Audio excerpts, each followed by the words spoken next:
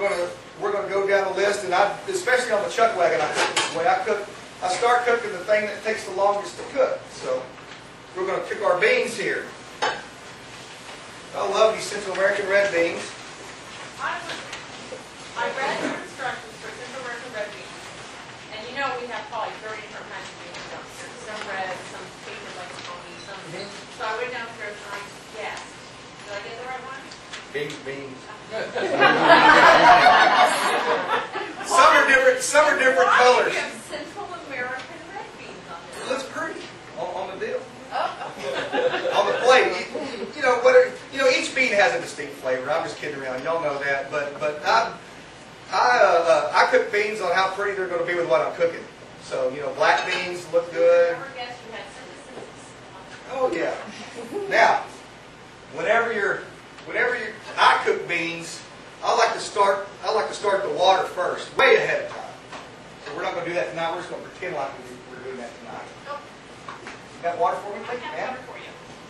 I actually never thought to do this, Jerry, and I was telling Nettie earlier, wasn't I, that I thought this was brilliant to get your pot liquor going, and so your beans don't get overcooked while you're waiting for your pot liquor to get really good. Yes, ma'am. Because I do beans all the time, and I've never done it this way. I'm going to do it this way from now on. And a good way to keep your beans together. Now these were soaked, but A good way to keep your beans together. If you don't like your beans all tore up, some people don't like their beans all tore up. Some people they don't care. Is you don't salt them until the end, and you don't boil the holy you-know-what out of them. You just kind of simmer them. You just bring it to a rapid boil and just let them boil. It's going to tear them up a little bit. So, beans are simple on a chuck wagon. I'm not going to lie to you. I use canned rotel. It's easy. These guys got to cook what I cook, and they're going to have to eat it. So I don't think the cowboys out there working care if I'm using fresh tomatoes and onions. It's easy to open that can of rotel. You got the onions, the tomatoes. They're already cooked. They're ready to go. So we're going to put in a little tomato, onion, garlic, cumin. We got a nice ham hock there for me. Any type of ham scrap will do. You can save your ham bones from holidays, put them in the freezer. Anytime you have a pork bone left over, you can, say if you get a pork shoulder, you're making a pot of pork stew, green chili stew or whatnot, you got that big old pork bone left over after you boned it out of the shoulder, you can put it in the freezer, and the next time you turn the smoker on or something like that out in the yard, you throw that bone in the smoker, you get a little smoke on that bone and throw it back in the freezer and save it for your beans. We're just going to pretend like this has been going all day here, and this pot liquor is nice and cooked down. Which you'll know it's nice and cooked down because you won't see any more onions or tomatoes in there. And this meat will just be falling off this hock here. And you can't put too much ham hock in there, in my opinion. what did I say earlier?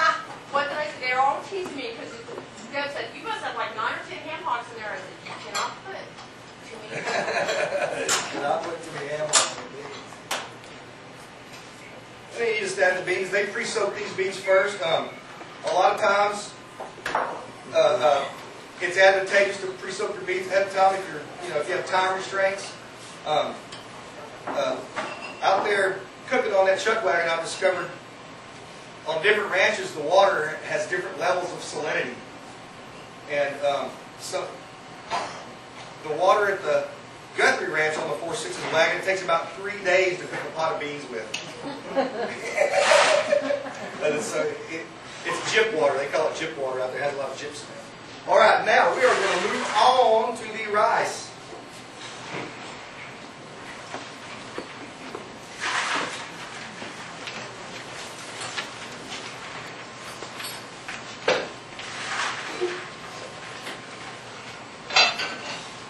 Is this oil for me to cook fish in? Is that what that's for? Oh, you know what? Is that for me to cook fish in? Yes, sir. I'm going to move all this stuff over here.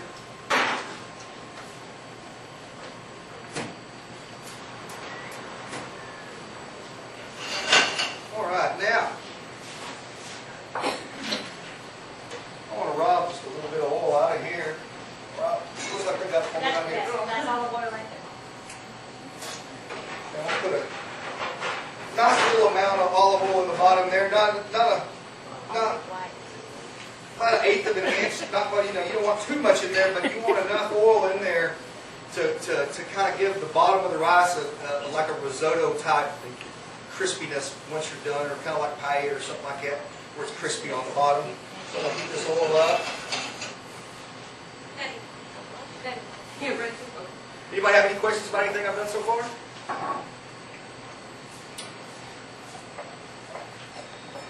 When are you going out to the 4-6 again? Not till April the 16th.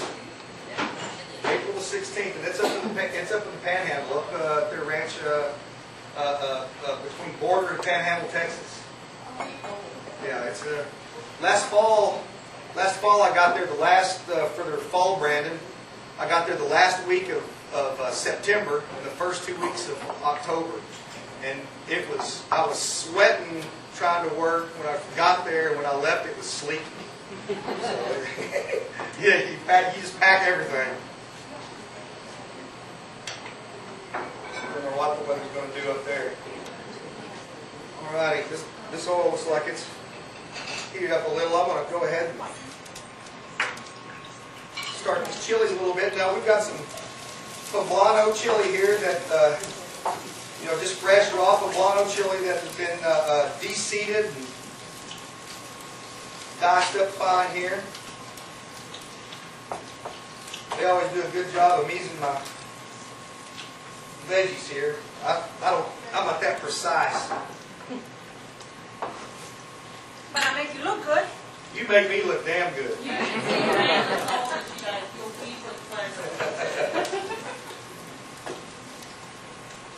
Okay, now I'm starting to see the skin on these poblanos just start to blister a little bit. We'll go ahead and put the rice in now.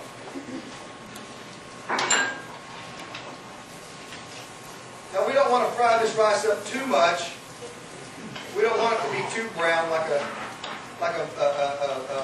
restaurant-style Mexican rice you get, but we do want to just kind of get it a little toasty, make it slightly opaque.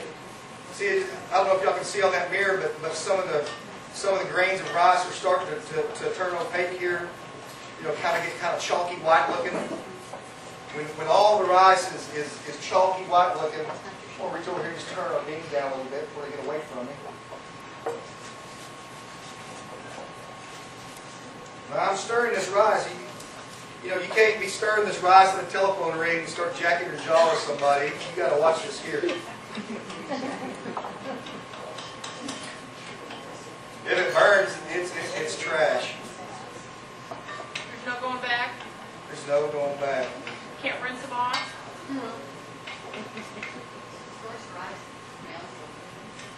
All right. I usually use a little pinch of salt here. Is there some up there, Terry? Look No, ma'am. the drawer right underneath the cutting board. Go to the next one over. Looky here. There you go. Magic. They got a little sea salt here, which is better for you. It's a buffet of salt. So they say, I don't know why.